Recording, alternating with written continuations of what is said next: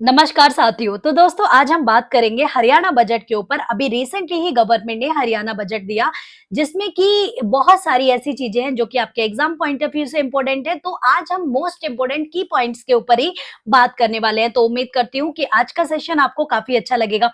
तो मेरा नाम पूनम शर्मा है। तो चलिए शुरू करेंगे। और ये एग्जाम, अगर आप हरियाणा का कोई भी एग्जाम दे रहे हैं, हरियाणा पीसीएस का एग्जाम हो या एसएससी, सभी के लिए आपको फायदा करेगा। तो आप इसको अच्छे से देखेंगे। तो चलिए शुरू करते हैं। तो सबसे पहले यहाँ पे आ जाता है कि हरियाणा के अंदर अगर बात करी जाए कि हरियाणा का जो बजट है ये रिप्रेजेंट किसने किया, ठीक है, प्रेजेंट किसने किया। देखिए बजट जो होता है, बजट हर साल आता है, ठीक है। जो आपका हर साल बजट आता है उसे आप यूनियन बजट कहते हैं, या किसी भी स्टेट का स्टेट बजट होता है।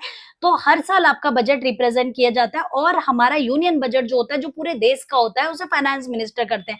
स्टेट बजट को, अभी जो हरियाणा का बजट रिप्रेजेंट हुआ है, ये चीफ मिनिस्टर के द्वारा किया गया है, जिनका नाम है नायाब सिंह सैनी, ठीक है। तो नायाब सिंह सैनी जी ने इस बजट को रिप्रेजेंट किया। और इस बजट का टोटल आउटले जो था वो मतलब 2.23 लाख करोड़ रुपीस का इसका टोटल आउटलेट था, पूरा ओवरऑल मिला करके। तो चलिए इसका कितना पैसा कहाँ एलोकेट किया गया है, किस किस योजना पे लगाया गया है, वो सारी चीजें हम यहाँ पे बात करेंगे।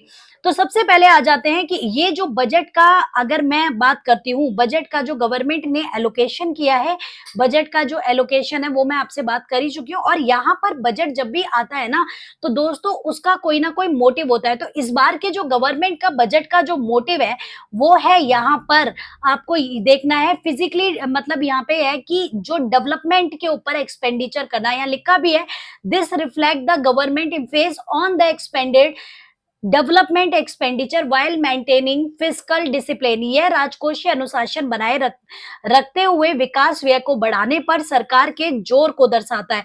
यानी कि सरकार ने बेसिकली क्या किया है, यहाँ पे सबसे ज्यादा जो बजट पे, यहाँ पे अगर मैं बात करती हूँ, तो उन्होंने यहाँ पर फिस्कल, ठीक है, जो फिस्कल डेवलपमेंट है, या फिर ये कह सकते हैं जो भी डेवलपमेंट के ऊपर यहाँ पे एलोकेशन की बात करी। उसी के साथ साथ दोबारा से एक बार मैं बता दूं, टोटल आउटले आपका 2.23 मतलब लाख करोड़ का है, जो कि अभी मतलब इसको मतलब बढ़ाया गया है, जो कि 10.3% से इसको इंक्रीज किया गया है, ठीक है। इसके बाद आ जाते हैं कि फिस्कल पोजीशन एक्चुअली बजट की क्या है, फिस्कल डेफिसिट इसका कितना है। फिस्कल डेफिसिट का मतलब क्या होता है? देखिए फिस्कल डेफिसिट का मतलब होता है जब सरकार की रेवेन्यू कम हो जाए और एक्सपेंडिचर ज्यादा हो जाए। अब रेवेन्यू कम का मतलब क्या होता है? रेवेन्यू का मतलब गवर्नमेंट को मिलने वाली इनकम किसी भी चीज से आ सकती है, टैक्स से आ रही है, या फिर जो भी टैक्स वगैरह से आती है, या जो भी गवर्नमेंट के मतलब इनकम के सोर्सेज है, जो कि हम बजट की क्लास में पढ़ते हैं। तो गवर्नमेंट की जो इनकम आई उसको, ठीक है, टैक्स से हो गया, ठीक है, इन सब से जो इनकम उसे गवर्नमेंट को आती है वो गवर्नमेंट की रेवेन्यू कहलाती है। और उसी के बदले में गवर्नमेंट बहुत सारे खर्चे भी करती है, अलग अलग तरह के खर्चे करती है गवर्नमेंट। जैसे कि आप लोगों को सेवाएं प्रदान करती है गवर्नमेंट, पेंशन देती है, स्कॉलरशिप देती है। तो गवर्नमेंट का एक्सपेंडिचर, तो जब गवर्नमेंट की जो रेवेन्यू कम हो जाए, एक्सपेंडिचर ज्यादा हो जाता है, तो उसे हम फिस्कल डेफिसिट कहते हैं। तो जो गवर्नमेंट का प्रेजेंट फिस्कल डेफिसिट है, देखिए यहां से हमेशा डायरेक्ट क्वेश्चन ज्यादा पूछे जाते हैं, कि डायरेक्टली तरीके से आपसे क्वेश्चन पूछ जाएगा, वो है 40,293.17 करोड़ का रखा गया है, जो कि 2.65% ऑफ द जीएसडीपी है, ठीक है। यहाँ पे अगर देखा जाए तो कैपिटल एक्सपेंडिचर जो है वो 28,205 करोड़ का रखा गया। कैपिटल एक्सपेंडिचर यानी कि सरकार जो अपने लंबे समय के लिए खर्चे करती है, ठीक है, जो ऐसी असेट्स, ऐसे मतलब खर्चे जो कि काफी लंबे समय के, 3 4 5 साल के लंबे समय के जो खर्चे होते हैं, वो उसका गवर्नमेंट इफेक्टिव कैपिटल एक्सपेंडिचर क्या होता है, जब डायरेक्ट कैपिटल्स को, देखिए जब हम बजट की एक स्ट्रक्चरल क्लास पढ़ते हैं तो वहां पे एक इफेक्टिव कैपिटल एक्सपेंडिचर करके भी टर्म आती है। इसका मतलब होता है कि गवर्नमेंट का जो डायरेक्ट कैपिटल एक्सपेंडिचर है, जितना भी वो कैपिटल एक्सपेंडिचर पे खर्च कर रही है, जो भी उसका डायरेक्ट कैपिटल एक्सपेंडिचर है, अगर उसमें गवर्नमेंट कैपिटल फॉर्मेशन के लिए या कैपिटल एक्सपेंडिचर के लिए जो ग्रांट देती है अलग अलग संस्थाओं को, जो भी अनुदान दे रही है, उनको अगर हम ऐड कर देंगे तो उसे हम इफेक्टिव कैपिटल एक्सपेंडिचर कहते हैं, जो 35,216 करोड़ रुपीस गवर्नमेंट का इस मतलब रखा गया है।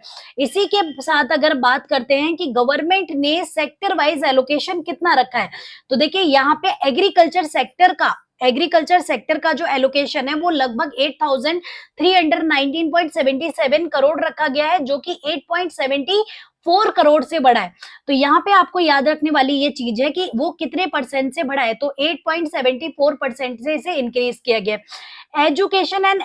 एजुकेशन एंड स्पोर्ट्स की अगर मैं बात करती हूँ, तो एजुकेशन एंड स्पोर्ट्स जो कि एक हरियाणा का बहुत ही इंपॉर्टेंट सा मिशन भी है। अगर आप देखेंगे तो हरियाणा में स्पोर्ट्स का बहुत ही बोलाबाला चलता है, तो उसके लिए गवर्नमेंट का कितना है, तो 23,603.69 करोड़ बेसिकली किया गया है, जो कि 10.46% से इंक्रीज हुआ है। तो दोस्तों ये भी बहुत इंपॉर्टेंट होता है कि वो कितने परसेंट से क्या चीज क्या हुई है, इंक्रीज हुई है। इसके बाद health, medical, education and family welfare में, यानी कि मेडिकल, हेल्थ, इन पे कितना गवर्नमेंट ने खर्च किया है, क्योंकि देखिए मेडिकल और हेल्थ पे खर्चा करना बहुत इंपॉर्टेंट है, क्योंकि ये डायरेक्ट कैपिटल फॉर्मेशन करते हैं, यानी कि पूंजी निर्माण करते हैं, जिससे किसी भी राज्य का, किसी भी देश का क्या होता है, इकोनॉमिक जो स्टेटस है वो इंप्रूव होता है। तो उस पे गवर्नमेंट ने 14,000 अप्रोक्सीमेट करोड़ रुपए खर्च करे हैं, जिसमें 21.73% का इंक्रीज हुआ है। सोशल जस्टिस सेवा सेक्टर पे कितना किया गया है बैकवर्ड क्लासेस के लिए, तो वो 17,250 करोड़ रुपीस का गवर्नमेंट ने एलोकेशन किया है, जो 15.74% से इंक्रीज हुआ है। उसके बाद आता है women and child development. Women and child development में 2263.29 करोड़ का क्या है, जो कि 14.91% से इंक्रीज हुआ है। रूरल डेवलपमेंट एंड पंचायत पे, ठीक है, जो कि हमारे देखिए ये बहुत ही इंपॉर्टेंट होता है, रूरल डेवलपमेंट एंड पंचायत, ये 8,703 मतलब 703.74 करोड़ रुपीस का क्या है, जो 22% लगभग बढ़ा है। ट्रांसपोर्ट एंड सिविल एविएशन में गवर्नमेंट ने लगभग 4,000 करोड़ रुपीस का एलोकेशन किया है, जो कि 12.63% से इंक्रीज हुआ है। इसके बाद अर्बन बॉडीज जो म्युनिसिपैलिटीज के अंदर आती हैं, उसमें 16 पॉइंट, ठीक है, 16,700 ये आपका एलोकेशन किया है, जो कि 24% लगभग बढ़ा है। इसके बाद एनवायरमेंट फोर का इन सब पे किया है। देखिए एनवायरमेंट पे करना बड़ा ही इंपॉर्टेंट हो गया, इसके लिए तो हरियाणा गवर्नमेंट को वर्ल्ड बैंक से लोन भी मिला था, ठीक है, तो वो मैं आगे आपके साथ डिस्कस करूंगी। तो इस पे गवर्नमेंट ने 741.55 करोड़ का एलोकेशन, जो कि लगभग 32% बढ़ाया गया है।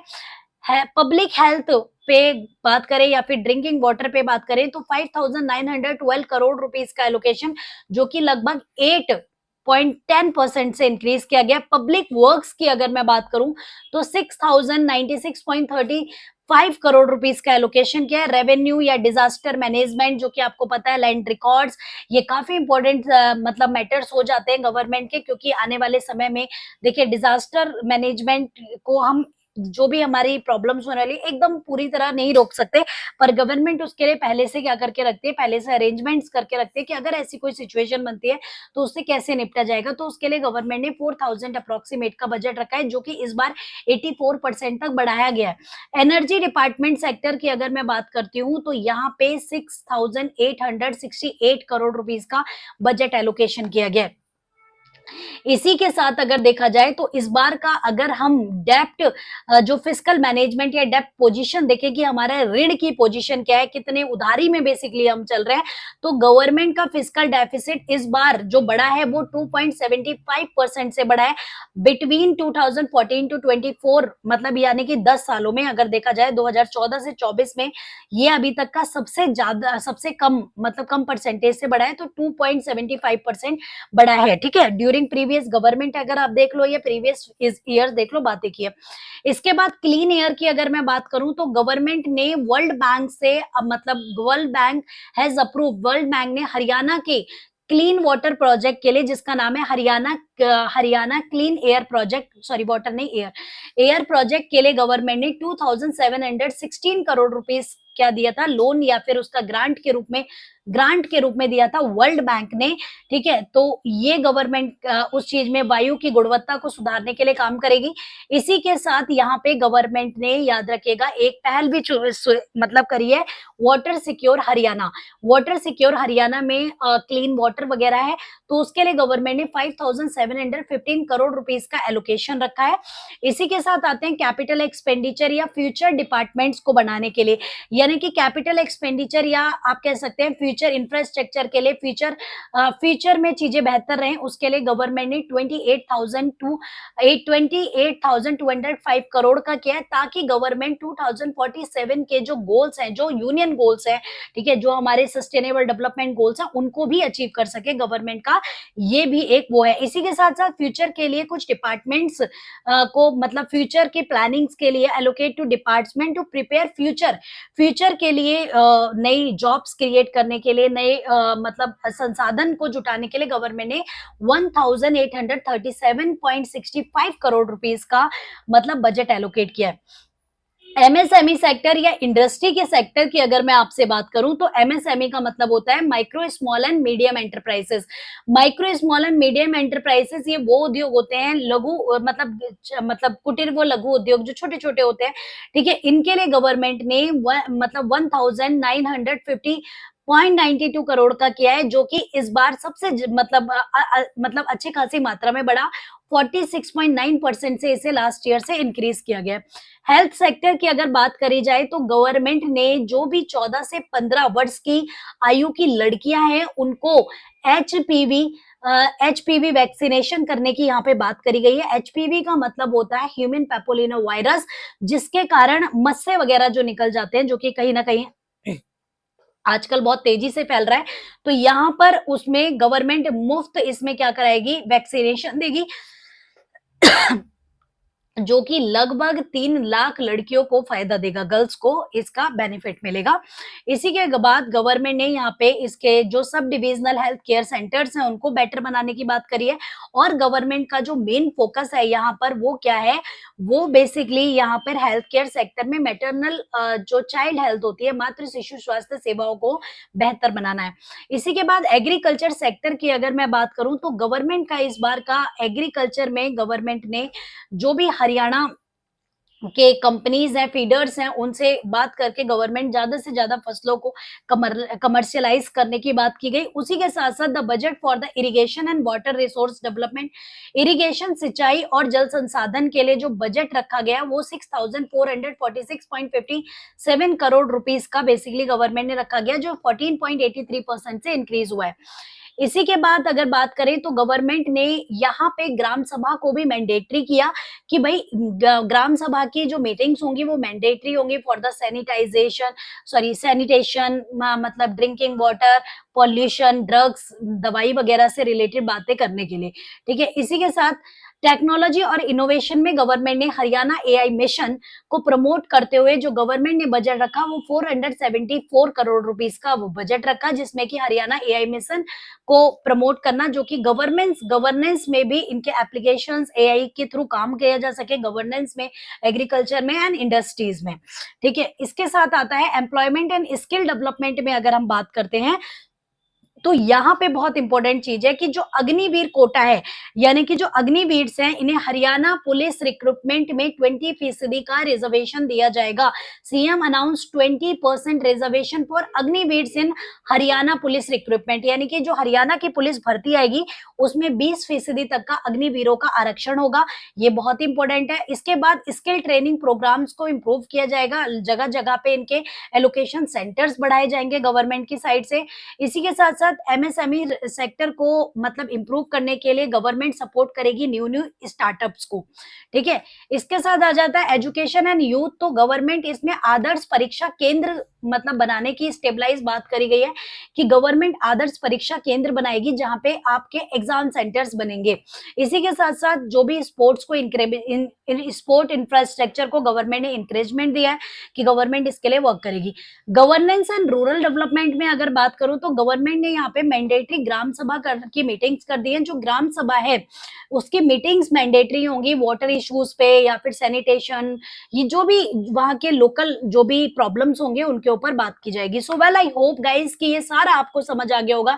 तो ये थे कुछ मेन की पॉइंट्स जिसके बारे में मैंने आपसे बात करी। मिलेंगे नेक्स्ट वीडियो में, जब तक के लिए tata, take care, bye bye, ठीक है। नेक्स्ट वीडियो में बात करते हैं। Thank you so much guys, thank you so much.